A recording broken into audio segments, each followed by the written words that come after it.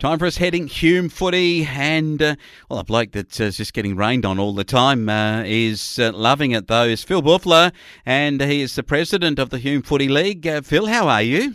Well, thanks, Wayne. Enjoying a bit of an overcast, reasonably mild day in the Riverina, so yeah, things looking good. Bit of drizzle, I had about 17 mils over the last couple of days, so it's looking pretty good. Can't be complaining about that, and pickling the olives there last week, and you got the pigeons that you're growing out pigeons for the fanciers. I tell you, Phil, you're a busy bloke. How do you get your cropping done? Contractors, Wayne, is a secret. Labour's a problem on the farm these days, so you get a contract, you get a labour unit with them, so that's half the battle. You're just trying to get people to help you do stuff, so it's good, really. Contractors are good. Oh, yeah, good stuff. Good to hear. Well, tell you who was good, and they know how to get a win out that way is Henty. 11-11-77 to Culcan, 11-8-74 over at the showgrounds at Culcan. And this was a magnificent win by Henty. That was a great game. I was lucky I was at that game, and it was just a really good game. But Henty sort of are in charge most of the game.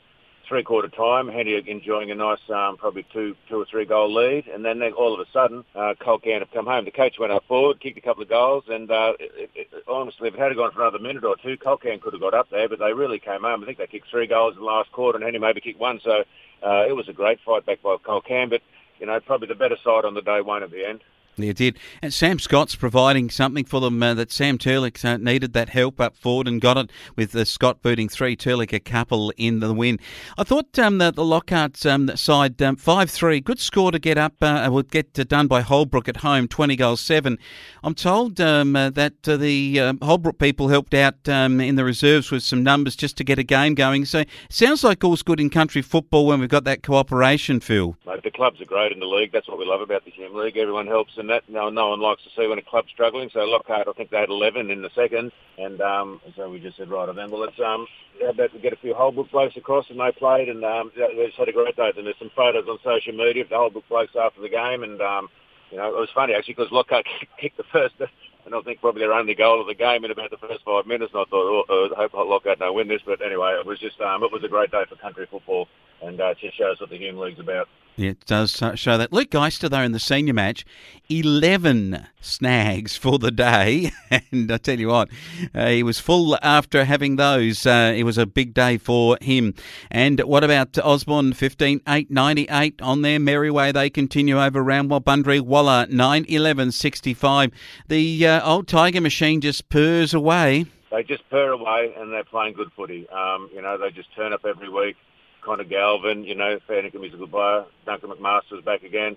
And, they've got a young Ryan Collins kicking a few goals up forward. So, they just purr along. I see Joel Mackey's back playing again too. I think it's his third game he's played back. So good to see him playing again. Bundry, that was the bad result, really. I mean, only losing by probably 5 goals, or 6 goals maybe. So, yeah, that wasn't too bad. They wouldn't be disappointed with that.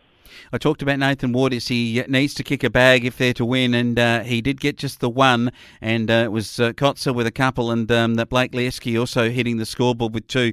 Ryan Collins, as you mentioned, 4. Connor Galvin best on the field with 3. Joel Mackey 3, as you talked of there, and Edward O'Connell also a goal-kicking player for them. Over to the other matches, and what about Brock Burham 12-17, CDHBU 9-4. What started as a very promising season for the Power.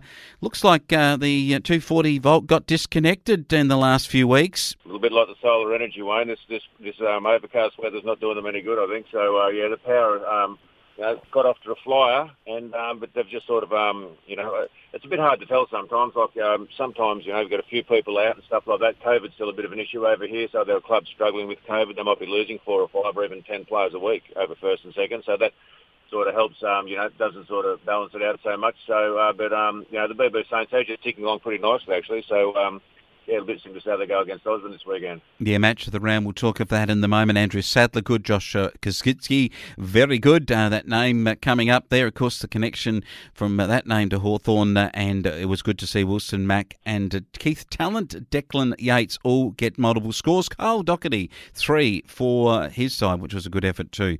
And finally, as we go to how long, 8 goals 10 over Jindera 7-8. The Spiders have bitten, and the Dogs go down in a close one. Once again, Jindera, they got off to a very good start at the start of the year, and Howling were probably a little bit slow out of the block, but, I think Peter Hancock played pretty well. Hamish Clark's playing well.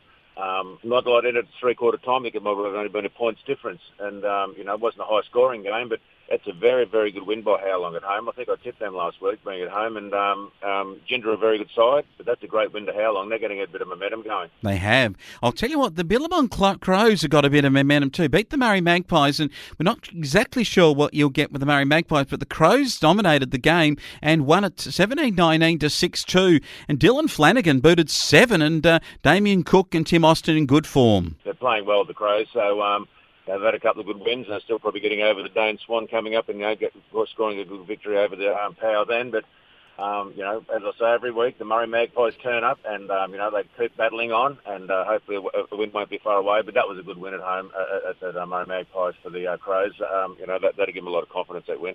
All right, now, Phil Bouffler, this is it, and we get to this round of matches, round number 6, and at Osborne it is. These two clubs that have had some ding-dong battles in recent times and played off in grand finals, and it is a rivalry like you wouldn't believe, and it is the Saints versus the Tigers at Osborne. Mate, it's actually funny, I only just got off to the phone to one of the Brock Burham presidents, and they've got a bit of a COVID problem down there. They're going to be down 10 or 15 players, I reckon, over their first and second. So I think Osborne will win this reasonably easily, but, I don't think the score's going to reflect their true position because, as I said before, COVID's just bobbing up in clubs every now and then, and it's being a bit problematic. So the BB Saints turn this week, so they're going to cop it a little bit, I think.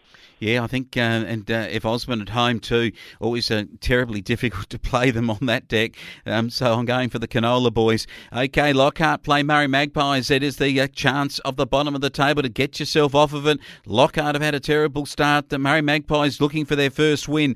At Lockhart, could the Magpies take their first win over the D's? Look, arguably it's the most interesting game of the round because one of those sides is going to win, so it's just great. And I've seen them both play, and I just think the Murray Magpies could be a little bit too strong. They've got some very good players, a little bit more mature, and I just think the Murray Magpies could get up here, which would be great for them, really. I'm not sure how long since they've won a game, but it'll be a couple of years, and if they win, it'll be great. But once again, Lockhart are trying.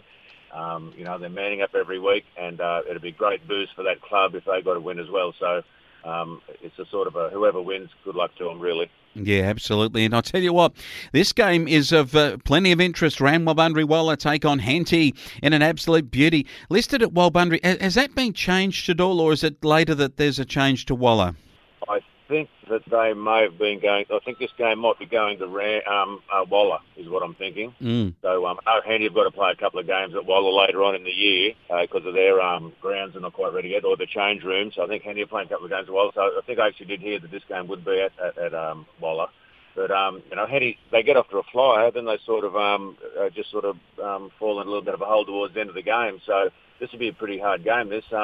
I'm not sure about this one. I saw Henty last week. I'll tip Henty. I think they might be a little bit too strong. I'm going to go with the boys at Waller to win, and it is at Waller this weekend versus Henty, and again at Waller on the 28th of the 5th versus Culcairn, then Walbundry against the Brock Burham Saints on the 18th of June. So they have actually announced those changes there, and so that will be where they'll play, and I'll go with around Walbundry Waller at home. Gindera take on CDHBU, and I'll tell you what, this is a real interesting game over at the Bulldog Park, and I just think CDHBU have got to show something this week, and hopefully they've got their players back after COVID and that, because they need a win. Yeah, both last round losers, so someone will be happy with the result. I think Ginger will be too strong. I think they'll probably regroup, and I just think they might have a little bit too much for the Power at this stage. I reckon one of the long road trips in the league is when Holbrook and the Billabong Crows meet. The Crows people, those coming up from Mulwala and down that part of the world, over they go to Holbrook up in the hills, and at Holbrook I think that the Brookers might just be a little strong for the Billabong Crows. They'll be up and about Holbrook with their new rooms opening, and so well done to them for getting that up and going.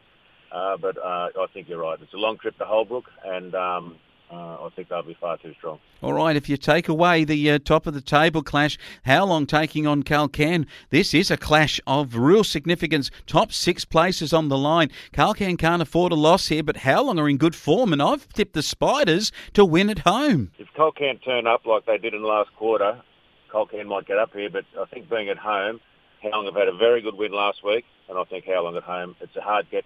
Howlong going down to Howlong's a hard road trip as well. So I think Howlong at home will get up. All right, where are you heading, Phil? I'm actually going to the Lockhart Murray Magpies game.